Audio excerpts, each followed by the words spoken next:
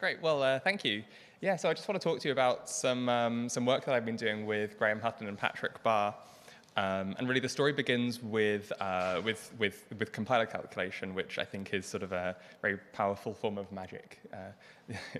And the problems that we encounter when we look at this alongside side effects in our languages. So just for a bit of background, there are sort of two ways that we can write a compiler. But the things we want are the same, right? So we have a language, and we want a compiler for this language. And we also want a virtual machine that can take the code generated by this compiler and run it. And in an ideal world, we also want a proof that these two things are correct, right? That they actually do what we want them to do, because without that, it's not very much use, I suppose. So, the traditional way is we might define our instruction set. So this is going to be things like push, pop, add, halt, that kind of thing. We'd take these instructions and we'd write a compiler that takes our code, generates these instructions, and at the same time we might write a virtual machine that takes the code generated by the compiler and then actually runs it. And then, again, in an ideal world, we would prove that these things do what we want them to do. The thing is that actually writing a compiler is a bit of a pain. Anyone who's written a compiler before probably will know this firsthand, that it can be a bit of a tricky thing to actually write one. And proving that it's correct is even more of a pain. I've never proved by hand a compiler before, but it doesn't seem like a very fun thing to do. But the nice thing is that we can actually take a different approach here, and we can sort of flip this problem on its head. So we can start by trying to prove the correctness of our compiler. And the thing is that at this point, the compiler doesn't exist. So we get a little bit stuck, but then we realize that we can sort of define the compiler so that it is correct by construction. The compiler, the virtual machine, and the instruction set sort of fall for free out of this proof, which is I guess why I'm saying that it's some form of magic, right? It's summoning magic, maybe. So yeah, but it works, right? There are a lot of papers about this kind of thing, especially in recent times, is sort of coming into its own. Not all of these papers are directly related, but they're all somewhat related and all very interesting ones I would recommend. But the thing is that there has not been very much work on languages with side effects. And in fact, the work that has, in terms of compiler calculation, of course, there's been lots of work on side effects, but, and the work that has been done has not really focused on actual side effects. It's more been sort of simulating them in some sense, which is what we're dealing with here. We're dealing with how can we actually apply these techniques to these languages, right? But yeah, just a bit of background. So compiler calculation in a pure language. I'm going to start off setting this up, and then I'm going to move over to augmenting this with the side effects. So here's our language that they're going to be working with. We have values, we have integers, and we also have addition of these integers. So it's a very simple language, hence the razor. But here's an example expression here, right? So adding 1, 2, and 3. And we can define our semantics for this language. It takes an expression, and it gives us an integer. And I'm sure you've all seen this before. We evaluate an addition by evaluating the two sides separately and then adding together those results. And I've got a nice little animation of exactly how this particular expression would evaluate to 6, hopefully. And the question now is sort of what does it mean to compile this language? So I think we probably all have an intuitive idea of what a compiler is, but if we want to use this intuition to actually calculate a compiler and a virtual machine, we sort of need to formalize this intuition a bit. So yeah, this is going to be specifying the compiler. And I mean, the first part of this intuition is really that a compiler is a function which takes an expression and it gives us some code. And I suppose this is probably an obvious thing if you really think about what is a compiler. But the less obvious thing is what exactly this code is, because at this point, we don't know, right? We want to calculate this. So I'm just going to leave this code undefined for now. But I can do it in a little diagram, so we have the expression coming in from the side and give some code back. Okay, and the second component really is the virtual machine itself. So This virtual machine is a function called exec. And hopefully this is intuitive as well, that a virtual machine takes some code. So this is like your list of instructions. And it turns this into a stack transformer because, well, we want to target a stack machine. So that's the sort of natural thing to do here.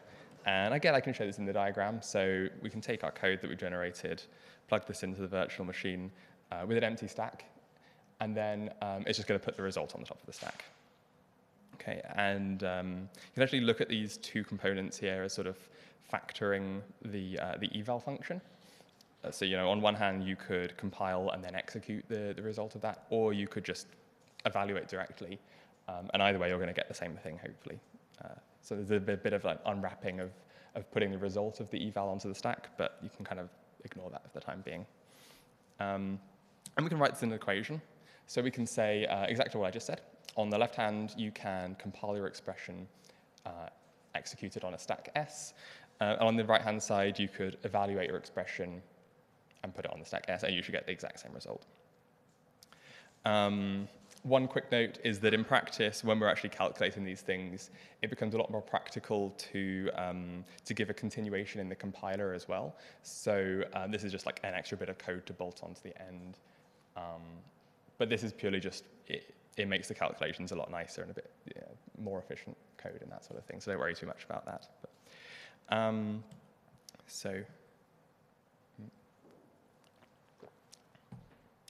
the next thing we do at this point, so we've done our specification, right? We've got this equation, and we actually want to now calculate the compiler, right? So we have this equation. It has three unknowns, and really just like in maths, right? We can solve an equation. It's a little bit strange that it has more unknowns than equations, but we can get onto that later. But yeah, we can solve this, right? And we'll get a compiler, we'll get a virtual machine, and we'll get an instruction set for free.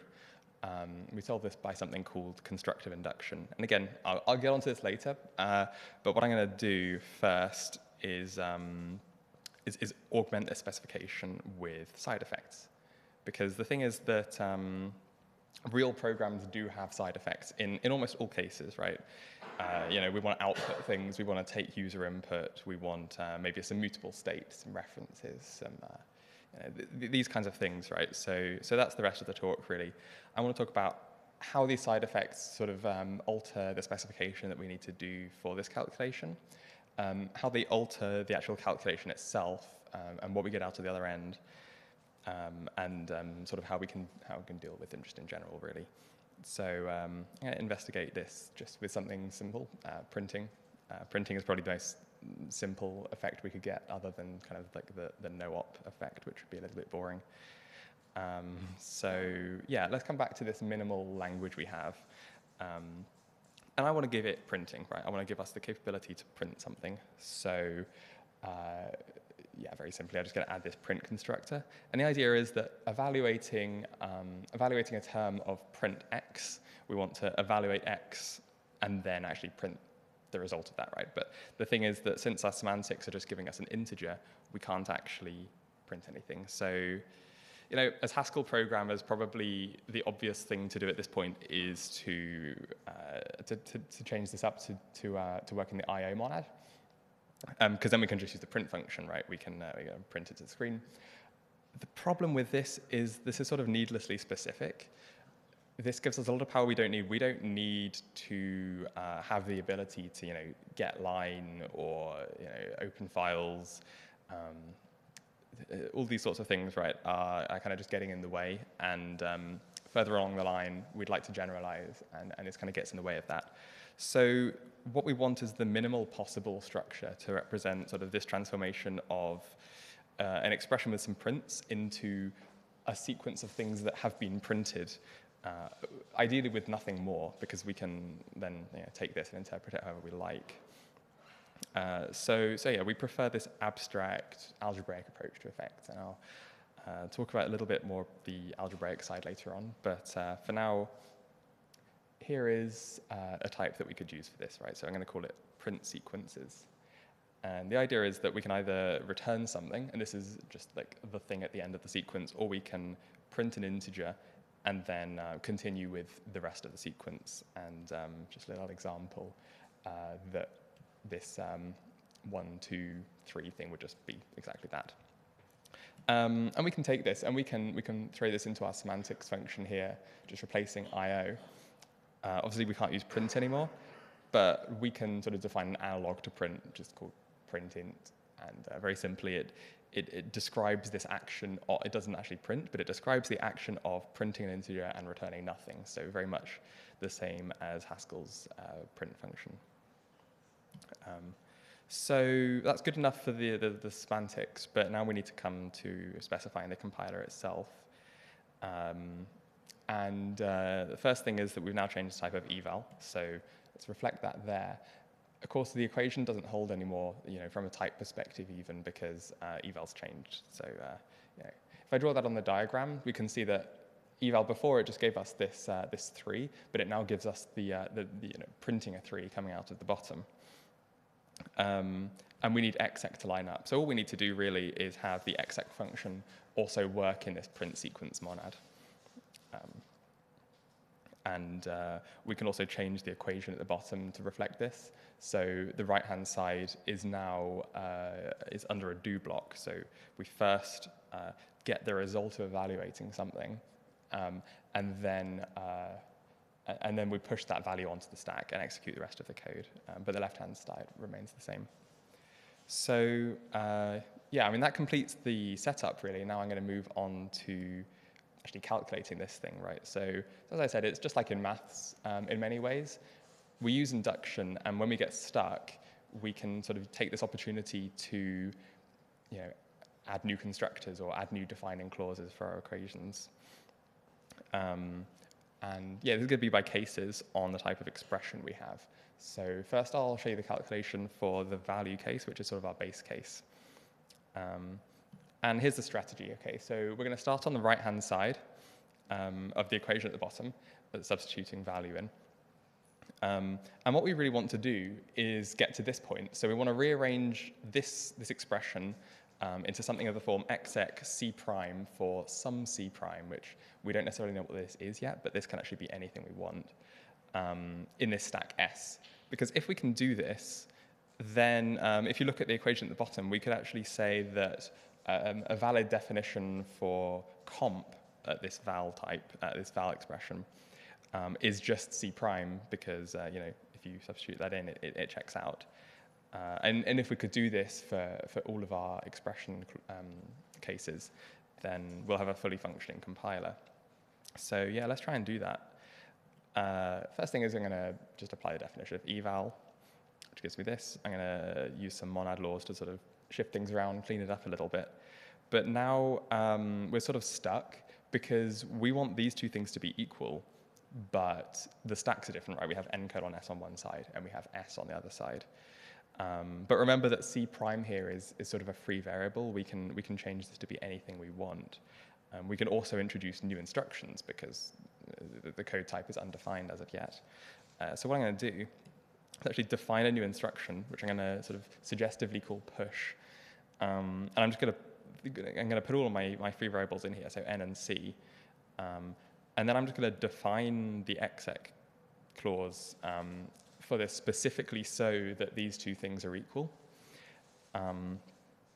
And then, then the nice thing is that now I have this in exactly the form I wanted, right? So my C prime is now this push and C. And as I promised, this means that I can define this clause for the compiler function, that compiling a value is just going to translate to this push instruction, right? And with that, we've calculated a few things already. We've calculated this one instruction of code. It's not complete yet, but we've got one instruction of it. We've calculated one defining equation for the exec function, the virtual machine. We've also calculated one defining equation for the compiler. So really, you can imagine if we did the same for add and print, we would get a full definition of each of these things. And that's exactly what we'll do now. So the add case is a little bit more involved because we have to use induction. But that's quite nice because it sort of gives us something to move towards in the calculation, right? So I'll start in exactly the same way. And again, I want to get this into something of the form exec c prime S. So, again, I can use my eval definition, which we've been given, and I can also use my monad laws, which gives me something of this form.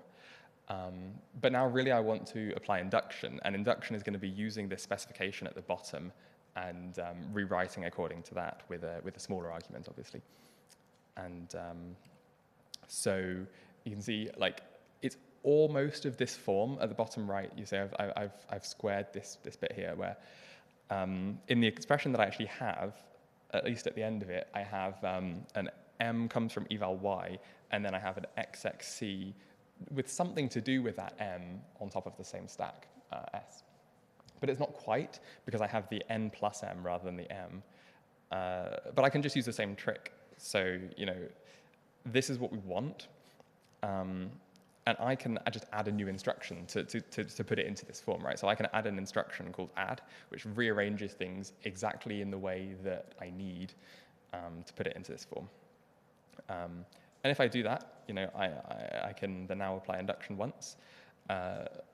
Fortunately, it's in the form again where I can apply induction a second time. And that leaves me with this. And remember that we wanted something of the form exec of c prime for some c prime, any c prime, in this stack S, and that's exactly what I have. So yeah, just like before, I can now take this opportunity to define a new defining equation for the comp function, right? And finally, just actually very similar to the add case, I'm going to do the print case. Again, we want to use induction, but this time it's only once. And the tricky thing here is that we have this print int in the way, and this time it's the print int that is actually blocking us from applying induction. So, yeah, unsurprisingly, I'm going to take the exact same trick again, and I'm just going to make this new instruction, which sort of just gets it out of the way pretty much. It sort of hides, not hides, but you could say it hides the fact that we're actually printing this thing under the instruction itself, because the instruction can be anything we want. And then again, we're now in this position where we can apply induction. We imply induction, and we get the form we wanted at the end. And I can now, I can use this to define my new clause for the comp function, right? And just like magic, I now have a fully functioning compiler, a fully functioning virtual machine, and a set of instructions, right, forming my code. And I tell you it's fully functioning because, by construction, these things must satisfy the specification that I've given, which is pretty cool, I think. There is one thing that I'll point out. The eagle-eyed among you may have noticed that this code type actually has no finite terms, because we're always going to be having to push some code onto the end. The fix here is that we actually just add a halt instruction. And then, executing halt with some stack just returns that stack directly, because there's nothing left to do. And actually, this can be calculated as well. We can specify this compile function at the top, which just calls halt at the end of the compiler. We can specify that in an equation, solve the equation, and we get the halt again for free. But the details for that are not super important for the time being. But that's the compiler. Now, the thing is that the virtual machine doesn't actually print anything. So, is this really a side effect? Because we're just building up this sequence of prints, right? But these are not actually being printed. These could mean anything. It's a good question. But actually, the nice thing about this is that this really means we can interpret this print effect however we like. We could do the obvious thing, right? Which would be to sort of just take this print sequence and turn it into an actual I/O action which performs these prints. So, in the case that we have a return at the end of our print sequence, we just map this to a return in the I/O action itself. And in the case that we have a print int, so printing n followed by the print sequence p's, we would just actually print. So using the actual I/O action print, we'd print this integer, and then we would continue to run the rest of the print sequence. But we can do some more kind of crazy things. Well, not super crazy yet, but we could just collect up the list of things to be printed without actually printing them. very simply just putting them into a list here using the cons operator, really. It's nothing more to it. Or we could actually, like we could reverse the order of printing. So this one's kind of cool, I think. We interpret printing n followed by a print sequence p's by first running this remaining print sequence p's in reverse order, recursively, and then only once that's done, we actually print this first thing that we started with, and then we return the same value at the end. And then you could imagine, right, like, this could then feed into one of the other interpretations. It's quite a flexible way of looking at things, I think. And this just comes from the abstract kind of like algebraic approach to this. We wouldn't be able to do this if we used I/O actions to encode these things. And so, yeah, I mean, in summary, what we've done really is that we've calculated a compiler, we've calculated an instruction set, and we've calculated a virtual machine for a language with output, so with a print effect. And we've got these things for free, so we know that by definition they're correct. There's no need to write a proof post hoc because it's guaranteed correct by construction. We've taken this algebraic abstract approach to effects, which has let us interpret the outputs of these things in any way we want. And actually, there are a lot more examples of the interpretations in the paper. There are some quite interesting ones, especially for the other effects. So these allow for all these different interpretations. And then also, in the paper, we've considered a few different other effects. So we've considered mutable state, so with get and set. Actually, this one's a little bit more interesting because get and set have slightly different definitions rather than just doing something.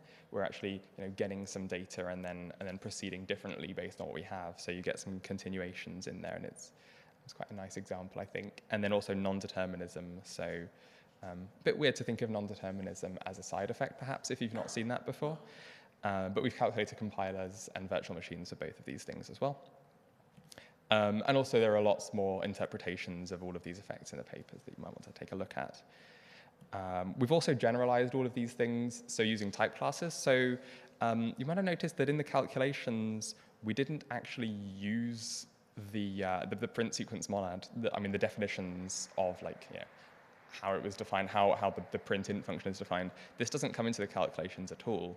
So what we observed is that we can kind of extract this out even further and define a type class for any monad that we can calculate, for instance, a print effect using. And then we've calculated it in general using this type class. And we've also looked at generalizations using free monads because, I noticed that the print sequence type is, in fact, a free monad, and as it happens, all of the effect kind of algebraic effect types that we consider are free monads of some signature. So we looked at that as well in the paper. If you're one of the people who care about these types of things, we've formalized all of these calculations in Agda, so don't worry about them not being correct. Although, I don't know, Agda's not the best language for this, in my opinion, but it's all there if you're interested. There's some further work that we'd like to look at.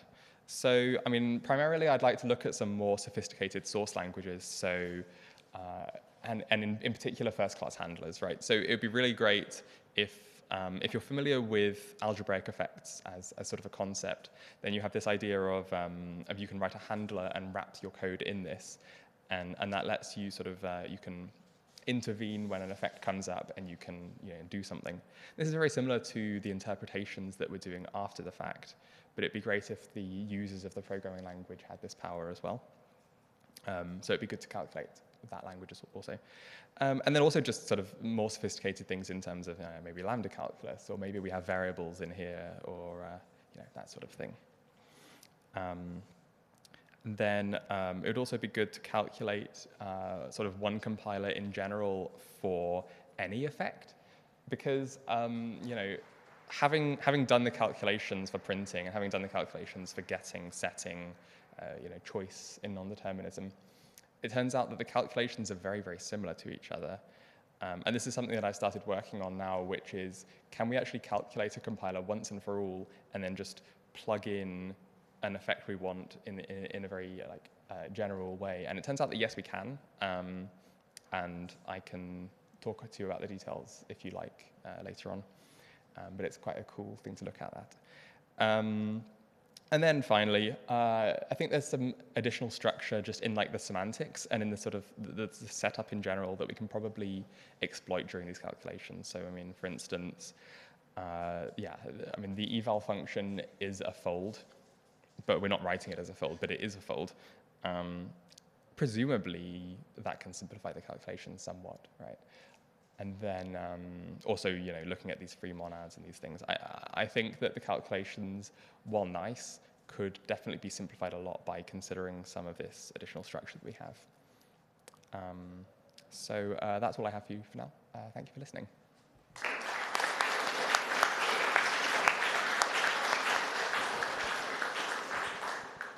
Do we have time for questions?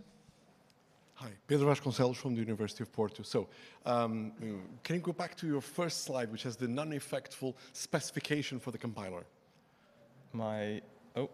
Yeah, the first sort of one we have exec, eval, and run, and what's the specification for the compiler? Yeah, after that. This one takes a second, sorry. So this one, you mean? Yes. So the thing is, in this case, there are actually many solutions to how you'd get that. Yes. And one, I'm now sort of playing the devil's advocate, inspired by the keynote by Andrew Gordon, playing the AI who was given this specification. And my specification could be code equals exp, stack equals void, and eval and compile and exec equals eval. So I'm very glad you said that. Yeah, so it's a really interesting question. Where's the trick? Where did your you input the fact that you really wanted a compiler and not just the identity function? So the answer in terms of the way that we're doing the calculations at the moment is really, we sort of have these implicit constraints in our mind of, okay, well, I don't want the compiler to make use of the eval function, and I don't want it sort of, the thing is, doing calculations in this way, it really exposes the decision points, right? So rather than, it kind of gives you these choices to make. But one thing that I am really interested in, and which I can give you a good answer on in a moment if you want, but there's not enough time now, is that actually we can really pin down precisely what we want by using things like, if you say that, for instance, the compiler has to be a natural transformation, right? That gets rid of looking at the values themselves. And so you can have properties like this, which would force more structure, Thanks. Thanks. Hi, Sam Lindley, University of Edinburgh. Very nice talk, thanks. Thank you. I was wondering, can you handle higher order or scoped effects? Do you know what I mean by that? Yeah, I see no reason why not, but it's not something that we've considered. So, I'm thinking an example, you might have a fork operation that itself takes a computation as an argument.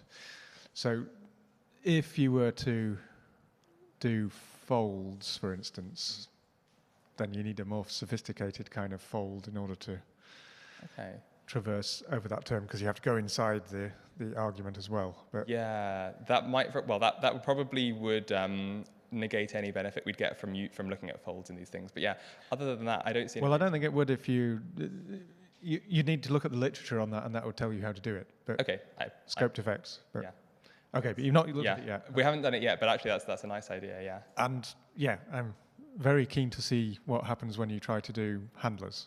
Yes, likewise. Likewise. Right, thanks. Thank you. Hi, John Hughes, Chalmers and Cubic. So when I see people give this kind of talk, it looks like a question of kind of turning the handle and the compiler just drops out beautifully. And I wonder, how much is that handle turning automizable? Is it conceivable that one might write a tactic for some theorem prover that does this, and does everything by itself? Yeah, so a really interesting question. Oh, well, I just pressed. Oh, I pressed that. Yeah, because one thing that, in fact, it kind of goes back to this question before of, why don't we just get trivial solutions? And if you look at the answer to this, then what you can do is, while you're going through, a lot of it is mechanical. So you're applying eval, you're applying monadors. A lot of it's mechanical. And then you get to these decision points. So this was the thing, I won't even try and find the slide, but it was the decision points like, okay, I'm going to introduce an instruction here. And this is when it gets stuck. And what you can actually do is you can take this out as a constraint. And if you collect together all of these constraints, then you can kind of skip past them and deal with them at the end as you like. So I think that, yeah, it's very possible to write a system that mechanizes everything except from these decision points, and then allows the programmer to deal with them at the end. Yeah, I think that'd be a really interesting thing to do. My other question was, this is a way of calculating a one-pass compiler where you invent the target language, but many real compilers have more than one pass. Yes. Is the same idea applicable to developing later passes, or is this idea really targeted at the first pass? Well, do you mean in terms of things like optimizations, or in terms of like typing? Yeah, for example, could you imagine constructing a compiler with several passes by calculating each pass separately? Yeah, I could definitely imagine that. And in fact, something that I've been thinking about just recently is calculating type systems. So kind of, specifying some property you want, and then some, you can kind of, I think you can do these things where, depending on how you set things up, you can get like different properties of your intermediate languages, and you can kind of, I wish I had a better way of putting this into words, but I think it's very, very, very possible. I do. Should we do one more quick question while the next speaker gets set up? I want a register machine and not a stack machine. Well, Graham and Patrick have some papers about this, but Okay. We've not looked at it for effects yet, but it's definitely a very, very possible thing to do, yeah. A paper called Calculating Compilers 2, Return of the Register Machine, I believe, might be worth taking a look at. Okay, let's thank Zach one more time.